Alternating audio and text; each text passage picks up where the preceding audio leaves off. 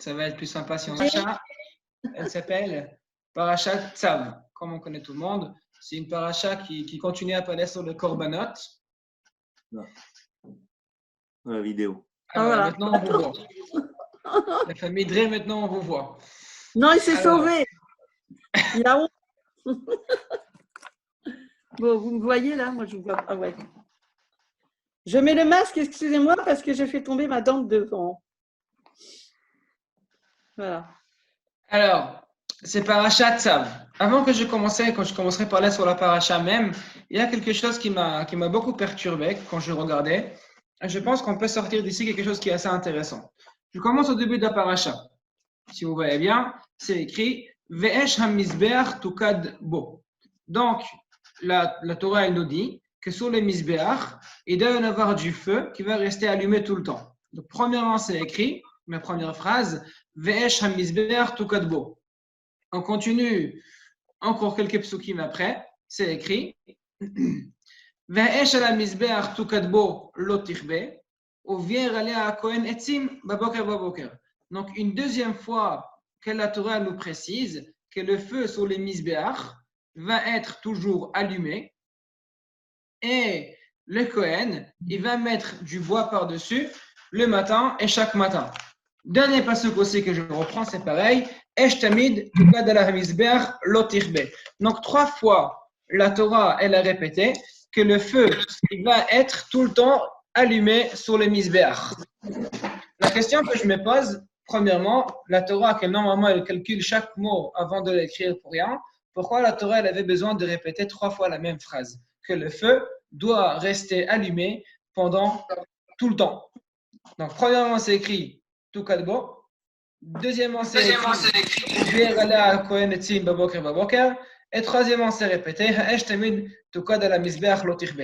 Alors, j'ai vu une explication qui est assez sympathique, et donc je vais la répéter parce que pour moi, c'était très joli. On reprend les phrases qui est juste à côté. D'accord? Dans la première fois, c'est écrit Ala misbeach kol halayla ad aboker vesh misbeach tukadbo. Donc, c'est-à-dire, toute la nuit jusqu'au matin, il y aura le feu du misbeach qui va être tout le temps allumé.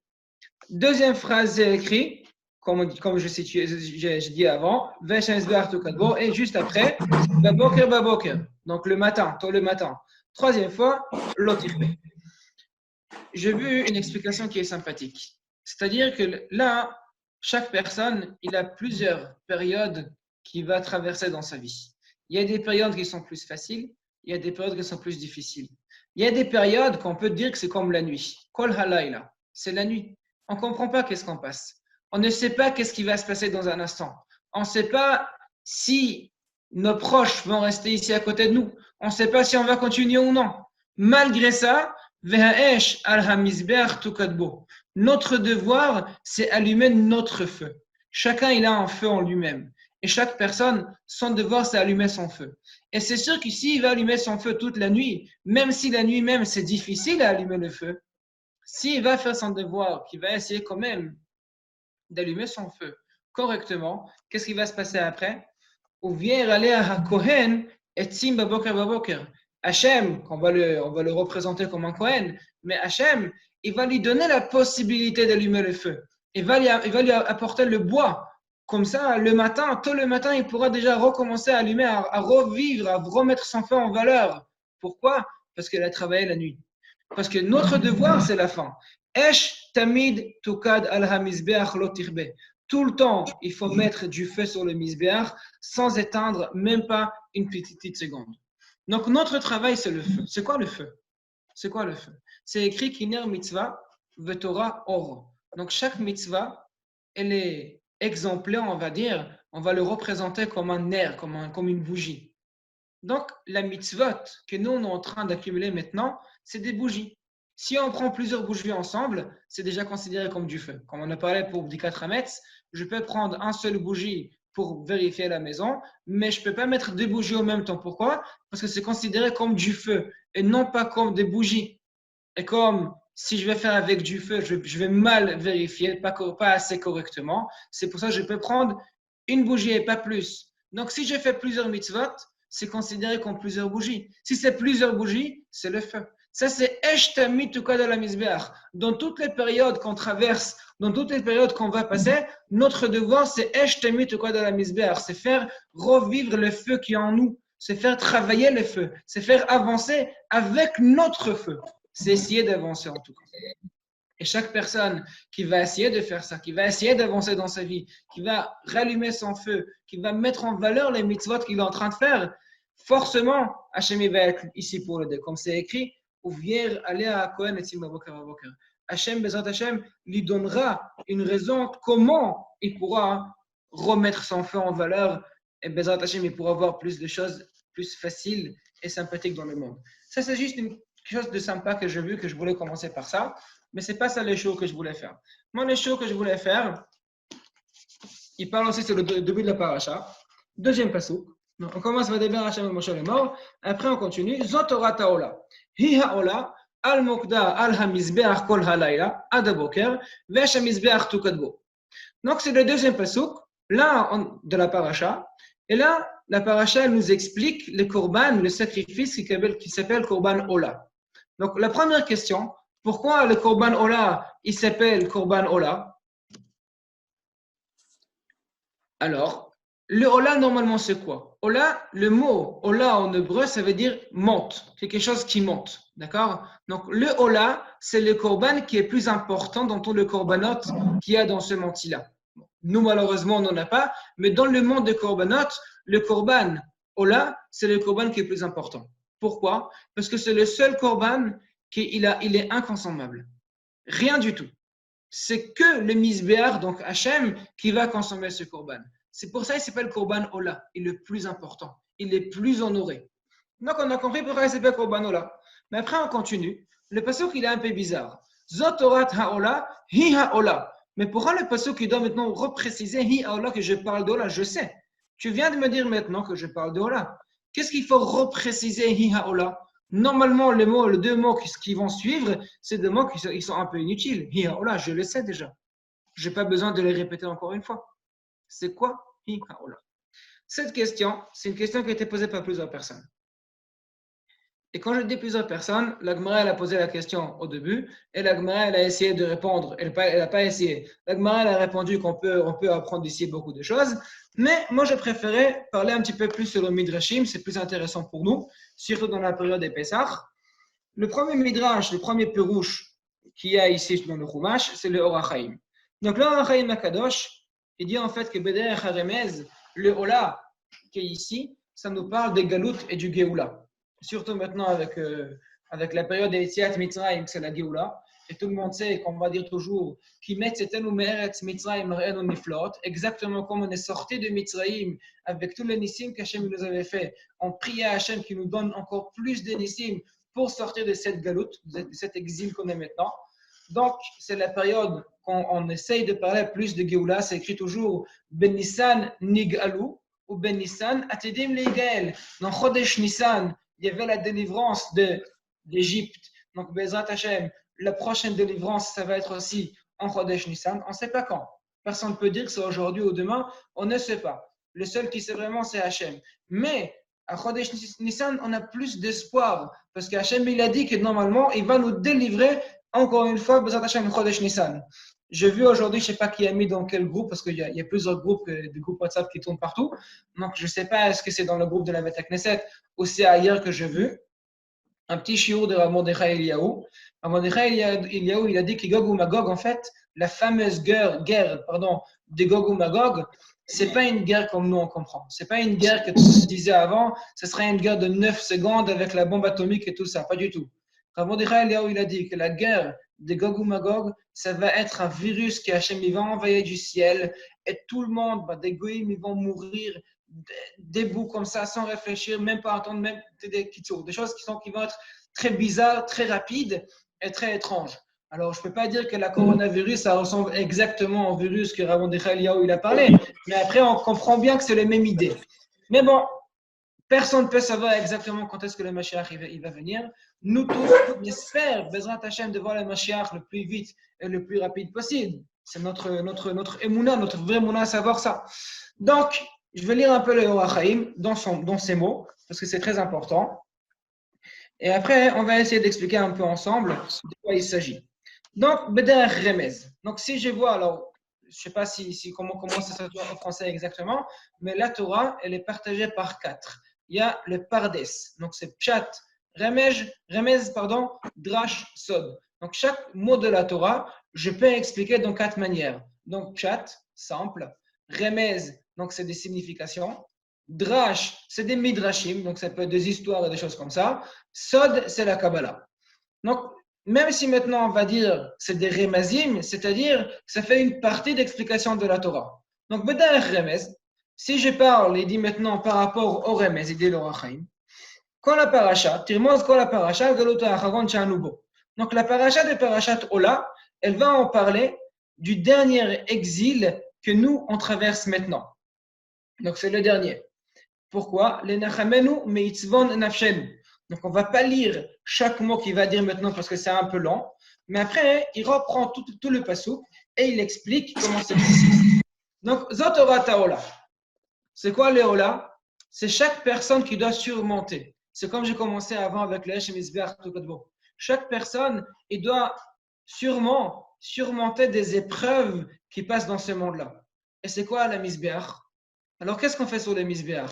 Sur les Misbeach, on va sacrifier des korbanot. C'est des sacrifices. C'est quoi des sacrifices? La Gemara nous raconte que si une personne, il voulait donner une pièce pour la tzedaka, il voulait par exemple donner une pièce de 2 euros. Il a rentré sa main dans sa poche pour sortir une pièce de 2 euros et malheureusement, c'était une pièce de 1 euro qui est sortie. Donc maintenant, il doit rentrer sa main dans sa poche pour sortir une pièce de 2 euros. La Gemara, elle dit que ça aussi, c'est considéré comme souffrance. Sacrifice, c'est des souffrances. Chaque fois que nous, on va avoir des souffrances, on va souffrir de quelque chose, c'est comme si on a mis un sacrifice. Il y a une condition, bien évidemment. La condition que ça va être considéré comme des sacrifices, que je comprends que c'est un sacrifice. Le fait que je comprends qu'en fait, quand je faisais ça, quand je passais cette chose-là, c'est Hachem qui l'avait fait. Et c'est pas à ce moment-là que j'ai dit, donc, j'ai pas envie d'Hachem, etc., mais le contraire. Je comprends qu'Hachem, il m'envoie cette sorte de souffrance pour que Bezrat Hachem, je peux plus monter ou peux plus être plus propre dans ma Avodat Hachem, c'est des sacrifices. Et ça, c'est le Misbéach. Le Misbéach, c'est les sacrifices. On raconte qu'il y avait une fois un juif qui était souffrant. Il n'avait pas d'argent, il avait des problèmes de shlom bayit avec sa femme, ses enfants, ils n'étaient pas très bien, mais surtout qu'il n'avait pas d'enfants, il n'avait pas d'argent. Surtout ça. Donc chaque matin, il se levait le matin, il ne savait pas quoi faire, il est parti au marché pour essayer de ramasser plus d'argent, il a essayé d'avoir d'argent, mais malheureusement, il n'a pas eu d'argent, il n'a pas réussi à avoir plus d'argent. Donc, qu'est-ce qu'il faisait? Il est parti chez un Admor, je ne me rappelle pas comment il s'appelle. Je pense que je l'ai raconté une fois à la Beth Knesset, mais je ne sais pas qui était là, qui n'était pas, donc ce n'est pas très grave. Il est parti chez un Admor. Il vient devant l'Admor en pleurant. Il dit Admor, écoutez, monsieur le Rav, je n'ai pas d'argent, je ne sais pas comment je vais faire. Pessah, bon, par exemple, s'approche, je ne peux pas acheter de matzot, je ne peux pas acheter du vin. Dites-moi, monsieur le rabbin, qu'est-ce que je peux faire? Donc l'Admor, il lui dit écoute, je ne sais pas, je dois réfléchir un petit peu. Sors dehors, il y a une chaise, tu t'assois là-bas, tu te reposes un petit peu. Moi, de mon côté, je vais voir qu'est-ce que je peux faire. Et après, je te rappelle et on va voir comment on peut s'arranger. Donc, la personne est sortie, il s'assoit sur la chaise et il s'endort. Il était très fatigué à mon avis et il s'est endormi. Dans son rêve, donc, il rêve. Alors, maintenant, pour lui, c'était un rêve qui est très réel, mais il rêve qu'il rentre à la maison. Le Rav, il a dit, t'inquiète pas, il lui a donné bracha v'atzlacha, Bezrat Hashem, Hashem va t'aider pour avoir plus d'argent, etc., etc. Il rentre à la maison. Il voit sa vie qui passe, et une fois, il sort au marché pour faire quelque chose, et à ce moment-là, il y avait un accident de voiture, et il est mort, sur le coup. Il est mort, il voit... Madame Drey, c'est un rêve, je précise. Il rêve. Donc pour lui, c'est un rêve qui passe en réalité, mais c'est un rêve. Ne vous inquiétez pas, il n'est pas mort. D'accord, j'ai raté un truc alors. Il n'y a pas de problème. Donc, dans son rêve toujours, il voit les secours qui arrivent, qui essayent de réanimer, ça ne marche pas. Il voit les Cheva Kadisha qui font la Tahara. Il voit tous les gens de la communauté, des familles, des rabbinim qui viennent faire les espédim. Il voit l'enterrement. Il voit tout. Il insiste à la scène, tous exactement comme ça doit fonctionner. À un moment donné, la Neshama, elle monte là-haut, se représente devant le juge, devant Bedin Shema là. Et là, en fait, le juge commence. Et il voit les Dayanim, donc le juge, qu'ils appellent les mitzvot et les averot qui viennent. Au milieu, il y a une grande balance. D'un côté, il y a les mitzvot. De l'autre côté, il y a les averot. Donc les malachim qui viennent, c'est des malachim qui sont assez jolis, blancs, avec des charrettes blanches, qui viennent avec des immenses sacs, on va dire bruyantes, et ils commencent à poser les sacs sur le côté droit de la balance. Bien évidemment, comme c'est le seul sac qu'il y a sur la balance, ça descend assez vite. À un moment donné, les charrettes s'arrêtent, et maintenant, c'est des autres charrettes qui viennent. Par contre, c'est un peu moins joli. On va dire c'est des charrettes qui sont assez noires, avec des anges qui sont assez noirs, qui font assez peur. Et là, ils arrivent. Le problème, c'est qu'il y en a beaucoup plus des charrettes noires que des charrettes blanches. Donc là, les anges noirs, ils commencent à mettre les sacs des Averot sur le côté gauche. Malheureusement, les sacs des Averot, il est beaucoup plus lourd. Donc les Dayanim, ils regardent la balance et ils disent, à ce moment-là, on est vraiment désolé, vous voyez devant vous, qu'est-ce qui se passe? Vous devez aller au Gehenom. Alors, juste avant qu'il aille au Gehenom, il y a un malach qui arrive et il crie sur le juge et les souffrances, toutes les souffrances qu'il a passées dans sa vie. Donc, Dani me dit, ah, ça, on ne savait pas. On arrête, on recommence. Et il y a des charrettes qui viennent avec toutes les souffrances qu'il a passées et il regarde les sacs, il voit le jour qu'il n'a pas eu de quoi manger, il voit le jour que sa femme il avait crié parce qu'il n'a pas amené assez d'argent à la maison, il voit le jour que ses enfants ils pleuraient parce qu'il voit toutes les souffrances qu'il a passées dans sa vie. Et chaque sac des souffrances qui vient, ils enlèvent 2 sacs de Averot. Donc chaque sac de souffrance, 2 sacs de Averot. Et comme ça, il insiste. Et il voit, premier sac, 2 sacs de moins. Deuxième sac, 4 sacs, etc. Et on voit que doucement, les mitzvot et Averot, ça commence à être égal. Ça monte. Et à un moment donné, il y a juste le dernier sac de souffrance à rajouter. Et à ce moment-là, on enlève encore 2 sacs d'Averot. Et tout de suite, le mitzvot va descendre. Mais il n'y a personne qui vient. Donc le juif, il se met à crier, s'il te plaît, encore un peu de souffrance. Et à ce moment-là, il se réveille. À ce moment-là, il se réveille et il se retrouve chez les rabbins sur la chaise. Et le rabbin qui l'entend crier, s'il te plaît, encore un peu de souffrance, le rabbin, il sort vers lui, il dit, mais pourquoi tu cries? Mais qu'est-ce qu'il y a, mon fils? Il dit, en fait, maintenant, j'ai vu la réalité. J'ai envie encore de souffrance. Ça, c'est le misbéach. Le misbéach, c'est exactement l'endroit qu'on va mettre les souffrances. Pourquoi? Parce que chaque moment souffrant qu'on passe dans cette vie-là, c'est un moment qui va être favorable pour nous. C'est un moment que nous, on va gagner. Parce que la souffrance ici, c'est dur, mais après, c'est le moment que nous, grâce à ça, on peut gagner des choses. À la misbéach, donc il dit, c'est pas le misbéach, c'est le moment qu'on donne, qu'on amène toutes nos souffrances. C'est quoi la souffrance? C'est le laïla. Al-Hamizbéach, kol ha-laïla. C'est quoi le laïla? Laïla, c'est le noir. Le noir, ça veut dire qu'on n'a pas d'espoir. On ne sait pas qu'est-ce qui va se passer. On ne sait pas. C'est le noir. C'est un moment, on est souffrant, on ne sait pas, on ne peut pas réaliser et imaginer comment on va continuer. Ça, c'est le laïla, c'est la nuit. Il y a une grande différence entre 2 personnes qui traversent un endroit noir, obscur. On ne voit rien du tout. Il n'y a pas de soleil, il n'y a pas de lune, il n'y a pas de lumière, on ne voit rien. C'est une pièce qui est fermée totalement. Il n'y a aucune lumière qui rentre à l'intérieur. Malgré ça, une personne qui a traversé déjà l'endroit, il aura beaucoup plus de possibilités de traverser qu'une personne qui n'a jamais été ici. Pourquoi? Parce que le fait qu'il était là, il a l'impression qu'il connaît l'endroit. C'est quoi le laïla? C'est l'obscur total. C'est un moment qu'on ne sait pas qu'est-ce qui va se passer. Malgré ça, chaque moment qu'on passe dans cet endroit-là, c'est un moment qui vient à notre favorable. Ça va être pour notre mérite. Ça, c'est le misbéach. Le misbéach, c'est le laïla. Le misbéach, c'est l'endroit que je vais mettre les souffrances que j'ai été à la nuit, au laïla. Pourquoi? Parce que la nuit, c'est les souffrances. Alors, c'est quoi la laïla? Adaboker. C'est quoi Adaboker? C'est écrit, la Gemara, elle dit que le moment qui est plus obscur, c'est juste avant le matin.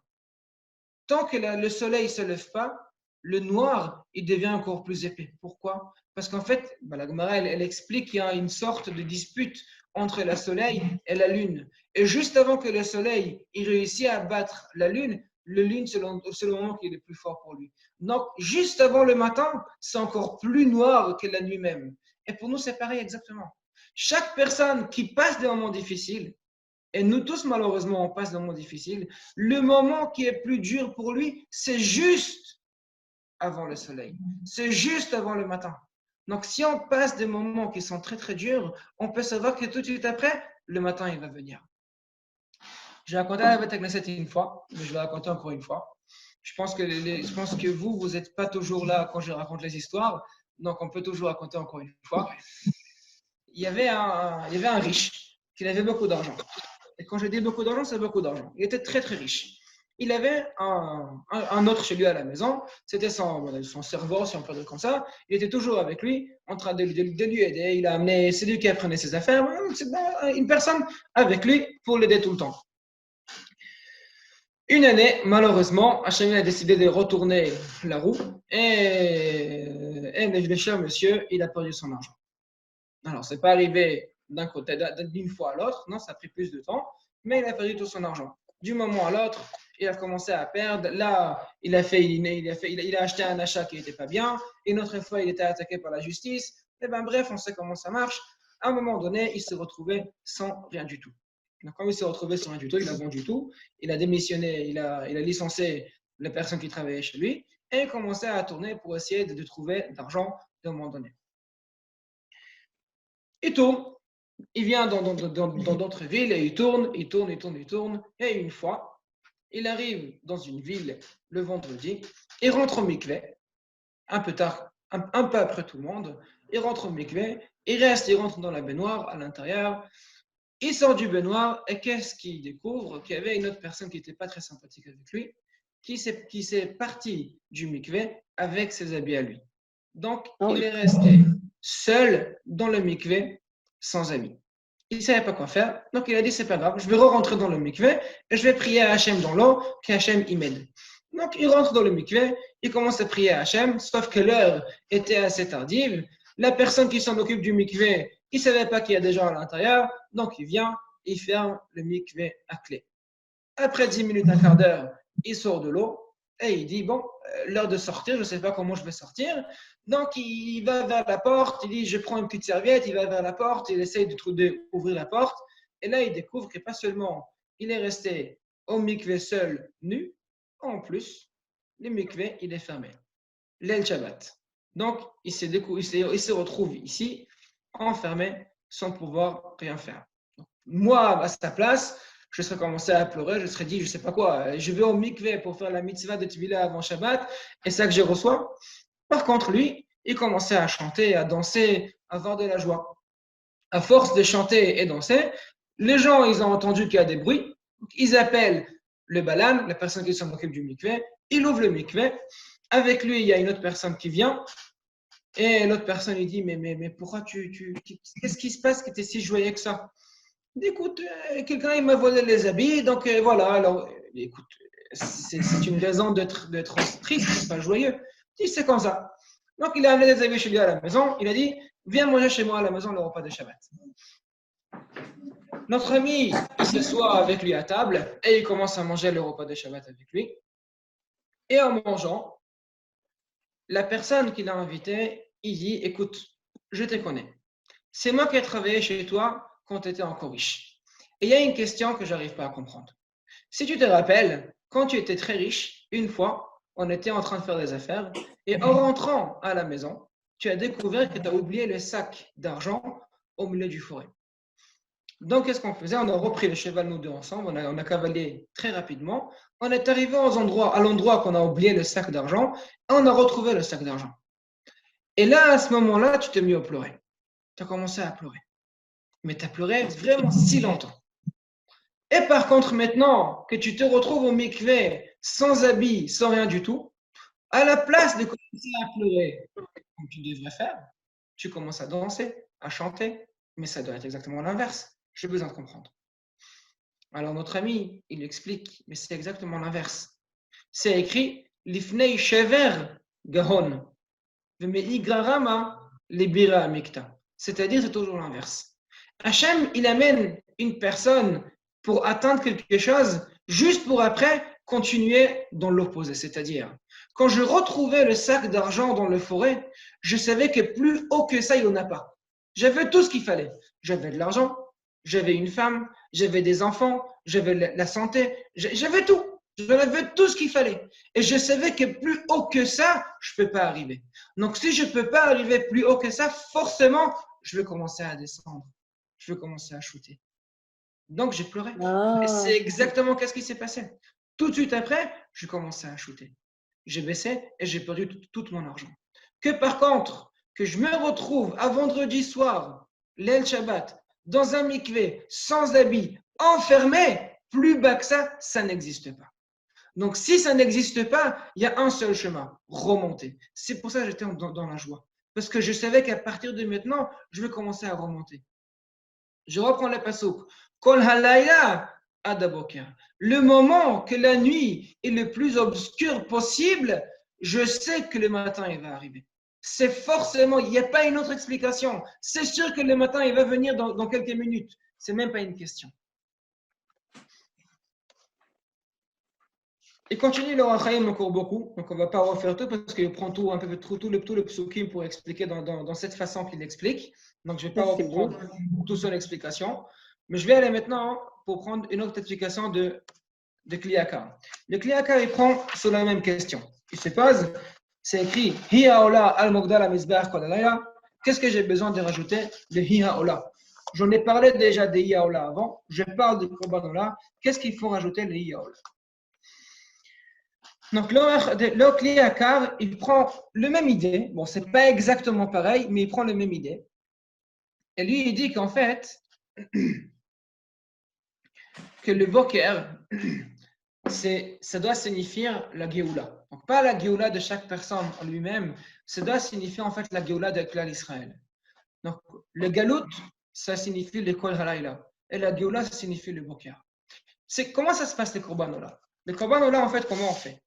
C'est le seul korban que c'est que les misbéach qui va consommer. Personne ne va manger une partie. Shlamim, c'est le propriétaire qui mange, il peut donner à tout le monde.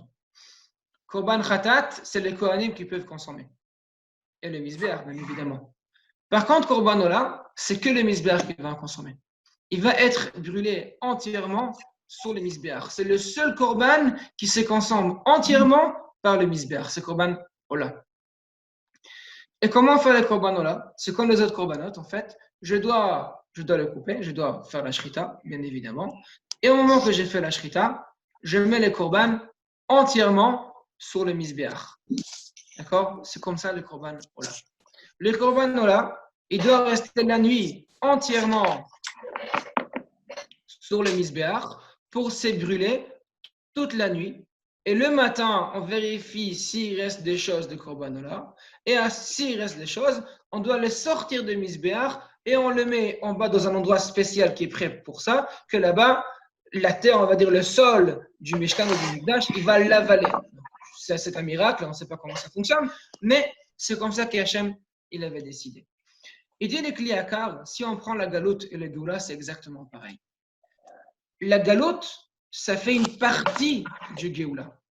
C'est-à-dire, le moment qu'on traverse dans la galoute, même si on ne le comprend pas pendant la période de la galoute, on le comprendrait après. Quand la Géoula, elle va venir, on va comprendre tout ce qu'on avait passé. Ça, c'est Kol Halayla Adaboker. Quand le matin, il arrive, je sais pourquoi j'ai passé la nuit. Avant que le matin, il arrive, je ne sais pas qu'est-ce qui s'est passé la nuit. C'est exactement comme une personne qui doit traverser le désert pendant la nuit. Quand il traverse le désert pendant la nuit, il voit des choses bizarres autour de lui. Il voit des montagnes qui ça a l'air d'être de je ne sais pas quoi, avec le jeu entre la lumière de la lune, entre l'obscur de reste, c'est des choses qui sont très bizarres. Au moment que le soleil il arrive, il comprend tout entièrement. Il a compris la carte entière, exactement chaque endroit où il était et pourquoi il était. La galoute, c'est la nuit. Quand on traverse la galoute, on ne comprend rien, absolument rien. Mais par contre, quand le matin, il va arriver, quand le matin, il va être ici, c'est là qu'on va tout comprendre. C'est qui parle? que par contre, quand le matin il va arriver, c'est là qu'on pourra tout comprendre. On pourra comprendre exactement toute la galoute qu'on a passée jusqu'à maintenant. Pourquoi je voulais parler de tout ça? Alors, je reprends un petit passage dans la Haggadah. Dans la Haggadah du Pessah, que on va la faire mercredi soir, on dit Amar Rabbi Elazar ben Azaria. Réani Keven Chivim Shana, donc c'est une Mishnah dans Masechet Brachot. Rabbi Elazar ben Azaria, juste pour dire qu'est-ce qui s'est passé, il dit Réani Keven Chivim Shana. Je suis comme 70 ans. C'est quoi comme? Alors, on connaît tous la Gemara. La Gemara raconte qu'en fait, il y avait une dispute entre Rachamim et Rabbi Shimon ben Elazar. Donc, ils ont décidé de renvoyer, on va dire, Rabbi Shimon ben Elazar. À ce moment-là, il leur manquait un Nassi. Donc, ils ont décidé de nommer Rabbi Elazar ben Azaria comme un Nassi, un président. Le seul problème, qu'il était très jeune. Donc, c'est une marquette s'il avait 18 ans ou 30 ans, mais en tout cas, il était très jeune. Donc, il disait comment moi, que je suis si jeune que ça, je pourrais me mettre devant des rabbinim qui sont beaucoup plus grands et beaucoup plus importants que moi et de leur dire la halakha. Donc, à ce moment-là, Hachem, il a fait pousser sa barbe et on avait la pression qu'il a 70 ans. Et comme ça, il n'avait plus honte de lui. Donc, Aréani, Keven Shivim Shana. Je compte 70 ans. Velo Zachiti, je n'ai pas le mérite. J'étais amer, Yetziat Mitzrayim Balelot. Je ne sais pas. Est-ce qu'on doit dire Yetziat Mitzrayim Balelot? C'est quoi Yetziat Mitzrayim? C'est Parashat Vayomer. Donc Kriyat Shema, on a trois parties. On a Ve'ahavta, Ve'ayim Shamua et Vayomer. Je ne sais pas. Est-ce qu'il faut aussi lire Vayomer la nuit? Oui ou non? Ad Shedrasha Benzoma. Jusqu'au jour que Benzoma il est arrivé. Donc pourquoi il s'appelle Benzoma et pas son propre nom? C'est parce qu'il n'était pas marié. Il ne voulait pas se marier parce qu'il se dit que s'il va se marier, sa femme elle va lui empêcher d'étudier la Torah. Donc il préférait de rester seul. C'est pour ça, comme lui, il n'a pas ramené des enfants derrière lui, on ne s'appelle pas par son propre nom, on appelle par le nom de son papa. Donc il s'appelle Benzoma.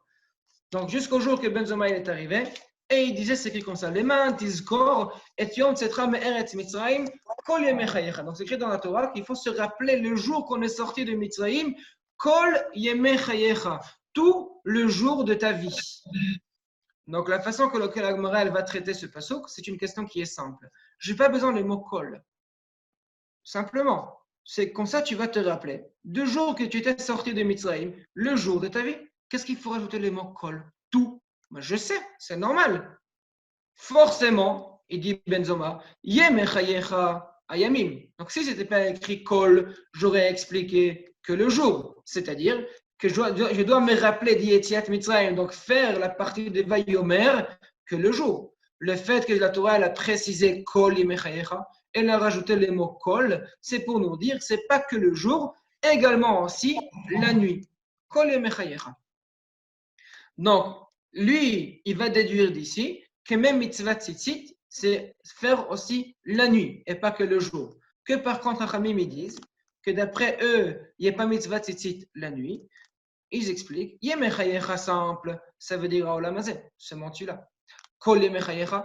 Donc, le fait qu'on a précisé les mots kol, les avis, les mots à Mashiach, c'est pour amener que même après que le Mashiach il va venir, même après que le Mashiach il va être ici, malgré ça, la mitzvah d'Yetziat Mitzrayim, on devrait toujours se rappeler d'elle. D'accord? Donc, Kol yemei chayecha, la vie limot HaMashiach.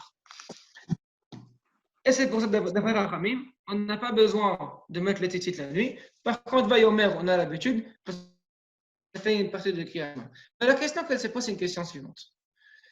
C'est écrit que quand Hachem il va nous sortir de ce galouk-là, les nissim qu'il va faire, ils vont être beaucoup plus grandes et étonnantes que les nissim, que les miracles que Hachem il a fait quand on est sorti d'Égypte. Donc à ce moment-là, pourquoi j'ai besoin de me rappeler des sorties d'Égypte? C'est plus intéressant, c'est tout, c'est fini.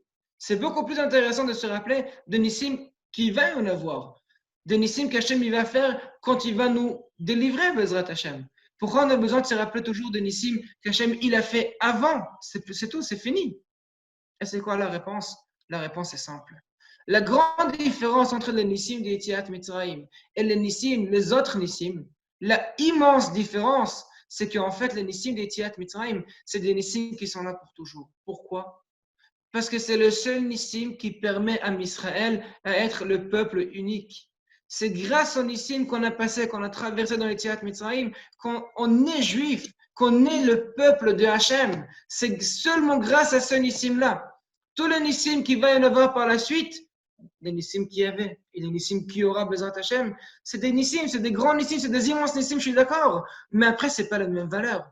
C'est pas la valeur de Am Israël qui sortent de Mitzrayim. C'est pas la même chose. Je m'arrête un instant parce que dans moins d'une minute, ça va couper. Et quand ça va couper, on se remet sur le même lien pour relancer encore une fois la réunion. On est tout le monde, c'est comme d'habitude. Donc je vous dis, c'est comme d'habitude, mais c'est comme ça, je continue. Et quand ça va s'arrêter, je relance, on se remet et on reprend. Donc, la grande différence entre Yetziat Mitzrayim et les Nissim qu'il y aura par la suite, c'est que Yetziat Mitzrayim, c'était la base de Am Israël. Grâce à Yetziat Mitzrayim, on est Am Israël. Grâce à Yetziat Mitzrayim, on a eu la Torah. Et grâce à Yetziat Mitzrayim, on aura les miracles par la suite. C'est que grâce à Yetziat Mitzrayim qu'Hachem va nous faire encore des Nissim. Si on n'avait pas Yetziat Mitzrayim, non. C'est pour ça qu'il dit Rachamim, c'est très important aussi de se rappeler, même après que le Mashiach il va venir, on va toujours se rappeler d'Yetziat. Comme je disais avant, la grande différence entre Yetziat Mitzrayim et les Nissim qu'il y aura par la suite, c'est en fait que Yetziat Mitzrayim, c'est la base de Israël. Donc, c'est la base de Am Israël. Et comme c'est la base de Am Israël, c'est pour ça Hachem, il nous demande de se rappeler toujours d'Yetziat Mitzrayim. C'est la grande différence entre tous les Nissim qu'il y avait avant et qu'il y aura après. C'est pour ça dans la Haggadah aussi, on se rappelle de ça. Pourquoi? Parce que la Haggadah, c'est quoi? Comme je parlais déjà avant et comme je disais dans les Shurim du Kuzari. Yetziat Mitzrayim, c'est une partie, on va dire patrimoine, si on peut dire comme ça, d'Am Israël. Alors, même si ce n'est pas quelque chose qu'on peut visiter, mais on le revisite une fois par année. Quand on fait la Haggadah la nuit, avec la famille, avec les enfants, même si on le fera cette année, malheureusement, moins nombreux que d'habitude, et on ne le fera pas par Zoom, parce que la plupart des rabbinim, ils l'interdisent, et logiquement, ça interdit. Même si on n'est pas si nombreux que ça, le fait que je répète Yetziat Mitzrayim, le fait que je raconte l'histoire de Yetziat Mitzrayim, le fait que je m'introduis dedans, le fait que je m'appuie dans l'histoire de Yetziat Mitzrayim, ça veut dire une seule chose. Ça veut dire qu'en fait, je comprends que la base d'Am Israël, ça a commencé par Yetziat Mitzrayim. La base d'un vrai peuple, ça peut commencer que par une délivrance. Comme Yetziat Mitzrayim. Yetziat Mitzrayim, pour comprendre de quoi il s'agit-il, donc il faut s'imaginer qu'en fait, l'Amérique aujourd'hui, elle va prendre un tout petit peuple comme comme Monaco. Elle va prendre le peuple de Monaco et elle va le mettre en esclavage pendant pas longtemps. C'est une marloquette dans les Rishonim, combien il y en avait? Est-ce que c'est 30 ans ou 86 ans ou 100 ans? C'est une marloquette, on ne va pas rentrer dedans. Mais on va juste pour dire, 80 ans d'esclavage. Mais 80 ans d'esclavage par le peuple le plus puissant du monde, le peuple qui a des magiciens, le peuple que personne dans son histoire a pu sortir de son territoire sans la permission. Personne. Personne n'a réussi. Et pas seulement ça. Il y avait une partie d'Am Israël, la tribu de Naphtali, qui a essayé de sortir avant le temps, et ils étaient tous massacrés. Donc, pour Am Israël, de voir une chose pareille devant leurs yeux, de dire, on est confiné ici, on est bloqué dans les Égyptiens, parmi eux, et on est obligé d'être leurs esclaves, de leur servir à fond, de A à Z. Chaque chose qu'ils nous demandent, on doit le faire absolument, on n'a pas un autre choix. Avoir plusieurs personnes qui meurent malheureusement au milieu, parce que c'était comme ça, on n'avait pas un autre choix. Malgré ça, de sortir de cet endroit-là, que Hachem, il arrive à en sortir, il arrive, c'est une façon de parler, mais que Hachem, il tire son peuple de cet endroit et il le met ailleurs, c'est ça qu'on peut vraiment créer un peuple. C'est le seul moyen qu'une vraie délivrance, elle commence. Donc, on ne peut pas comprendre, on ne peut pas savoir exactement comment Hachem, il va recréer notre peuple, comment Hachem, il va nous refaire la délivrance. On ne peut pas savoir, c'est impossible de savoir. Mais après, on peut comprendre que les Yetziat Mitzrayim, c'est la base des choses. C'est la base. Et tout commence par Yetziat Mitzrayim. Et c'est pour cela qu'en fait, Yetziat Mitzrayim, c'est à se rappeler à toujours. Parce que c'est la seule chose qui, en fait, a pu créer Am Israël. Et si on n'avait pas Yetziat Mitzrayim, on n'était pas là. Normalement, hein, à Shabbat Agadol, donc c'est Parashat Tzav, on a l'habitude de faire des Ilchot Pessah. Donc je pense que ça, on a fait pendant 2 semaines. Donc, au Hashem, on a fait assez d'Ilchot. On va refaire Bezrat Hashem lundi soir, parce que mardi soir, c'est des 4 mètres, on ne pourra pas. On va faire Bezrat Hashem lundi soir des Ilchot. On va continuer l'Ilchot. Donc, même si on ne veut pas parler des Ilchot Pessah, le fait qu'on parle un peu de Pessah, de comprendre de quoi il s'agit, c'est déjà, ça fait une partie des Shabbat Agadol. Donc, il y a plusieurs explications pour rendre des Shabbat Agadol, mais bon, on ne va pas rentrer dedans. Mais je pense que la partie qui est plus importante dans Agada, c'est une partie, c'est notre devoir, nous, les adultes, qu'on va raconter la Agada à nos enfants, qu'on va gérer le Seder pour que les enfants ils s'étonnent, pour que les enfants ils essayent de comprendre qu'est-ce qui s'est passé. C'est ça, Pessah. C'est ça, la Seder. Pourquoi? Comme je disais avant. Parce que la grande différence entre les Nissim d'Etiat Mitzrayim et les Nissim qui avait après et qui vont avoir Bezrat Hashem quand le Mashiach va venir, la immense différence qu'Etiat Mitzrayim, c'est la base de tout. Si on n'avait pas Etiat Mitzrayim, comme on dit dans la Haggadah, Are anachnu uvanenu uvnei vanenu meshuabadim hayinu lefar'o b'Mitzrayim. Si on n'était pas délivrés, donc nous et nos enfants et nos petits-enfants et nos arrière-petits-enfants, ils étaient toujours esclaves chez Paro en Égypte. Donc finalement, la délivrance des Tiat Mitzrayim, c'est la délivrance qui a tout déclenché. Et c'est pour ça que Tiat Mitzrayim, c'est la partie qui est très importante, c'est la partie qui est plus importante, on va dire, dans le peuple juif, parce que tout tourne autour de ça. Comme j'ai parlé déjà dans les Shurim de Kuzari, Tefillin, ça tourne autour de ça. Toutes les fêtes, entre Pesach, Shavuot et Sukkot, ça tourne autour des Tiat Mitzrayim. Chaque matin, on doit faire Vayomer et Tiat Mitzrayim. La nuit, Arvit, on fait Vayomer, c'est Etiat Mitzrayim. Avant d'aller dormir, on fait Vayomer, c'est Etiat Mitzrayim. Mezuzot, c'est Etiat Mitzrayim. Pidyon Chamor, Etiat Mitzrayim. Pidyon Bechor, c'est Etiat Mitzrayim. Donc chaque chose qu'on est en train de faire dans notre vie, dans notre mitzvot, pas tout, mais la grande majorité qu'on pratique dans le jour normal, c'est Etiat Mitzrayim. C'est pour nous montrer, on va dire, dans quelle valeur les Etiat Mitzrayim elles montent. Et c'est la partie qui est plus importante. Pourquoi? Parce que c'est la partie qui est le plus basique dans notre monde. Dans notre monde, le plus basique, c'est Etiat Mitzrayim, c'est la délivrance. Et c'est pour cela qu'on donne une tellement certitude pour Etiat Mitzrayim, pour la Haggadah de Pessah, pour la Seder. Pourquoi? Parce que c'est la seule chose qui va transmettre à nos enfants. C'est la vraie transmission qui nous donne à nos enfants pour comprendre qu'est-ce que c'est Etiat Mitzrayim. Je vais m'arrêter ici. Merci d'être ici. Alors, celui qui veut déclencher son micro. C'est très. Merci. Avec Merci grand plaisir. beaucoup. Avec grand plaisir. Bezrat Hashem, on va recommencer. On va faire le prochain shiur, Bezrat Hashem, à lundi soir. Lundi soir, ce sera la chod Bezrat Hashem. Et on prie à Hashem que tous les mitzvot qu'on fait, tous les tfilot, tous les teilim et les shiurim qu'on va faire et qu'on fait, c'est Bezrat Hashem, les refouat kol am Israël. Que Hashem arrête cette triple et qu'on aura des bessorot. Dis-moi, cher, j'ai une question à te poser. Tu as parlé, toi, avec ton Rav, d'accord? Qu'est-ce qu'ils disent par rapport à cette situation-là, la situation qui est à l'heure actuelle? C'est qui votre Rav? Rav Baruch Soloveitchik. Ah, c'est le petit-fils? C'est le fils de Rav Moshe Soloveitchik. Oh là, le fils ou le petit-fils? Non, c'est le fils de Rav Moshe Soloveitchik, c'est le fils. Ah, Baruch Hashem, il existe encore, je ne savais pas, d'accord. Ouais. Baruch Hashem. Baruch Hashem. Je prends la tête avec lui tout le temps. Baruch Hashem. Donc, qu'est-ce qu'il dit sur ça? Qu'est-ce qu'il dit sur ça? Parce qu'on entend toujours le même mot, il faut faire des chouvas, il faut revenir. Mais bon, on est comme je dis, on est des adultes, on a un cœur, ça fait mal. Avec ce qu'on entend, ça fait très mal. Eric, je vais te répondre. C'est quoi ta question en 2 mots? La question, c'est qu'est-ce qu'Hachem nous veut? Ouais. C'est exactement ça qu'il veut. Hachem, il veut que tu poses la question, qu'est-ce qu'il veut? C'est ça qu'il a envie. Hachem, il nous attend exactement ça. Hachem, il attend que nous, on pose la question sur nous. Qu'est-ce que nous, on doit faire? Qu'est-ce qu'Hachem, il veut de nous? C'est la question que Hachem, il veut que nous, on se pose. Seulement ça, pas d'autre chose. Le fait qu'on pose la question, qu'est-ce qu'Hachem, il veut? Ça fait une partie de comprendre que nous, on n'est rien ici. Non, je vais pas poser la question à mon Rosh Yeshiva parce que c'est pas une personne qui va poser cette question, cette sorte de question. Donc, lui, c'est comme ça, c'est comme ça. Mais après, de mon côté, ma réflexion, c'est comme ça.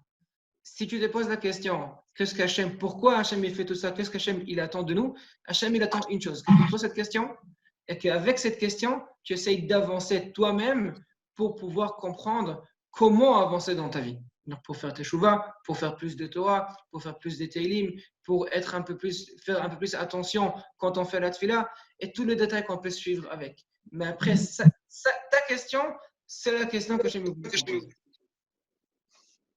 Razak. Ouais. En fin de compte, il n'y a pas de réponse. Quoi. Il n'y a pas de réponse. Il n'y a pas de réponse, Rick. Personne ne peut savoir la réponse. Aucune réponse. Moi, ce matin, je t'explique, j'étais avec mon médecin traitant.